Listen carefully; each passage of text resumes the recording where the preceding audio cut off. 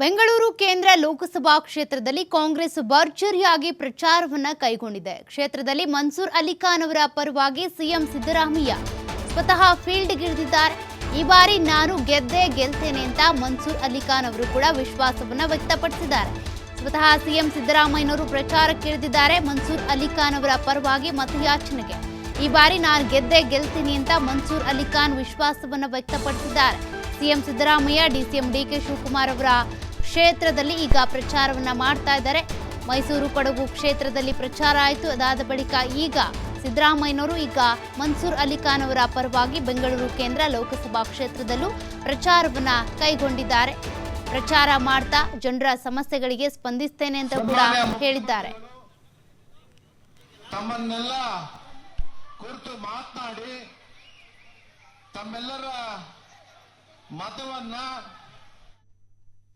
ಬೆಂಗಳೂರು ಕೇಂದ್ರ ಲೋಕಸಭಾ ಕ್ಷೇತ್ರದ ಕಾಂಗ್ರೆಸ್ ಅಭ್ಯರ್ಥಿ ಮನ್ಸೂರ್ ಅಲಿಖಾನ್ ಇವತ್ತು ಅದ್ದೂರಿಯಾದ ಒಂದು ಪ್ರಚಾರ ಮಾಡ್ತಾ ಇದ್ದಾರೆ. ಜೊತೆಗೆ ಇವತ್ತು ರೋಡ್ ಶೋ ಕೂಡ ಮಾಡ್ತಾ ಇದ್ದಾರೆ. ಈ ಬಗ್ಗೆ ಯಾವೆಲ್ಲ ಒಂದು ಪ್ರಚಾರದಲ್ಲಿ ಯಾರೆಲ್ಲ ಭಾಗಿಯಾಗ್ತಾರೆ, ರೋಡ್ ಶೋ ಹೇಗಿರುತ್ತೆ ಅನ್ನೋದು ಕೂಡ ಅವ್ರನ್ನ ಕೇಳೋಣ. ಸರ್ ನಮಸ್ತೆ. ಇವತ್ತು ರೋಡ್ ಶೋ ಮಾಡ್ತಾ ಇದ್ದೀರಾ, ಸಿಎಂ ಸಿದ್ದರಾಮಯ್ಯನವರು ಕೂಡ ಆಗಮಿಸ್ತಿದ್ದಾರೆ. ಹೇಗಿದೆ ಸರ್ ಸಿದ್ಧತೆ? ಸಿಎಂ ಸಿದ್ದರಾಮಯ್ಯ ಸರ್ ಬರ್ತಾ ಇದ್ದಾರೆ, deputy CM DK Shivakumar sir ಬರ್ತಾ ಇದ್ದಾರೆ. ನೀವು ನಮ್ಮ ಕಾರ್ಯಕರ್ತ ಉತ್ಸಾಹ ನೋಡ್ತಾ ಇದ್ದೀರಾ.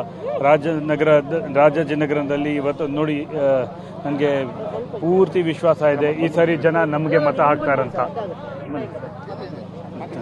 ನಮಗೆ ಜನ ಹಾಕ್ತಾರಂತ ನನಗೆ ಪೂರ್ತಿ ವಿಶ್ವಾಸ ಇದೆ ಈ ರಾಜಾಜಿನಗರದಲ್ಲಿ. ಕೇಂದ್ರ ಎಲ್ಲೋ ಒಂದು ರೀತಿ ಬಿಜೆಪಿ ಭದ್ರಕೋಟೆ ಆಗ್ತಾ ಇದೆ. ಈ ಬಾರಿ ನೀವು ಅದು ಭದ್ರಕೋಟೆ ಭೇದಿಸಕ್ಕೆ ಬಂದಿದ್ದೀರಾ. ಏನ್ ಸಿದ್ಧತೆ ಹೇಗಿರುತ್ತೆ? ಕಾರ್ಯಕರ್ತರು ಏನ್ ಹೇಳ್ತಾ ಇದ್ದಾರೆ, ಜನತೆ ಏನ್ ಹೇಳ್ತಾ ಇದ್ದಾರೆ? ಭದ್ರಕೋಟೆ ಅಂತ ಹೇಳ್ತೀರಾ, ಅಸೆಂಬ್ಲಿ ಎಲೆಕ್ಷನ್ಸ್ ನೋಡಿದ್ರೆ ಇದು ಕಾಂಗ್ರೆಸ್ ಭದ್ರಕೋಟೆ ಅಂತ ಹೇಳ್ಬೋದು.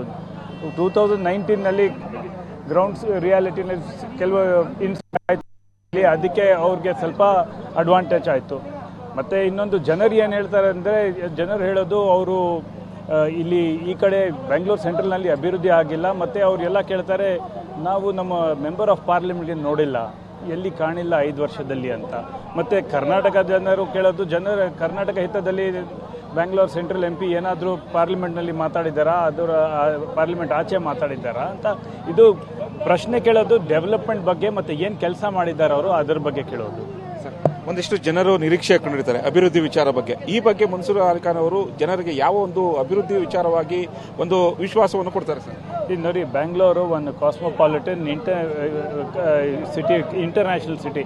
ಅದಕ್ಕೆ ನಾವು MP ಇದ್ದರೆ ನಮ್ಮದು ಕರ್ತವ್ಯ ಏನಿದೆ, ಸೆಂಟ್ರಲ್ ಗೌರ್ಮೆಂಟ್ ಜೊತೆ ಇಂಟರ್ಯಾಕ್ಟ್ ಮಾಡಿ ಸೆಂಟರ್ ಸ್ಟೇಟ್ ರಿಲೇಷನ್ಶಿಪ್ ಡೆವಲಪ್ ಮಾಡಿ ಬೆಂಗಳೂರು ಅಭಿವೃದ್ಧಿಗೋಸ್ಕರ ನೀವು ಫಂಡ್ಸ್ ತಗೊಂಡು ಬರ್ರಿ. Bangalore central Lok Sabha constituency 70% tax ಕಟ್ಟುತ್ತೆ ಮೋರಲೆಸ್ಸು. ಆ ಟ್ಯಾಕ್ಸ್ ಹಣ ನಮಗೆ ಬ್ಯಾಂಗ್ಳೂರು ಸೆಂಟ್ರಲ್ ಲೋಕಸಭಾ ಕಾನ್ಸ್ಟಿಟ್ಯೂನ್ಸಿಗೆ ಡೆವಲಪ್ ಮಾಡೋಕ್ಕೆ ಇಲ್ಲಿ ಇನ್ವೆಸ್ಟ್ ಮಾಡಬೇಕು. ಎಷ್ಟು ಇನ್ವೆಸ್ಟ್ಮೆಂಟ್ ತಗೊಂಡ್ರೆ 3,000 crores ಔಟರ್ ರಿಂಗ್ ರೋಡ್ ಕೊಟ್ಟಿದ್ದಾರೆ ಅಂತ ಹೇಳ್ತಾರೆ. ಎಲ್ಲಿದೆ ಹಣ? 3,000 crores ಲೇಕ್ ರೀಡೆವಲಪ್ಮೆಂಟ್ಗೆ ಕೊಟ್ಟಿದ್ದಾರೆ ಅಂತ ಹೇಳಿದ್ರೆ ಹಣ ಇಲ್ಲ. ಡೆವಲಪ್ಮೆಂಟ್ಗೆ ಹಣ ಏನೇ ಇಲ್ಲ. One of the slowest metro development. Central ಗೌರ್ಮೆಂಟಿಂದ ನಮಗೆ ಹಣನೇ ಬರ್ತಾ ಇಲ್ಲ. ಪ್ರಚಾರಕ್ಕೆ ಹೋಗ್ತಾ ಇದ್ದೀರಿ, ಜನಸ್ಪಂದನೆ ಹೇಗಿದೆ ಸರ್? ಸಿಕ್ಕಾಪಟ್ಟೆ. ನೋಡಿ, ಈ ಕಡೆ ನಮ್ಮೆಲ್ಲ ಲೀಡರ್ಸ್ ಎಲ್ಲ ಇದ್ದಾರೆ, ನಾವು ಜನ ಸ್ಪಂದಿಸ್ತಾ ಇದ್ದಾರೆ.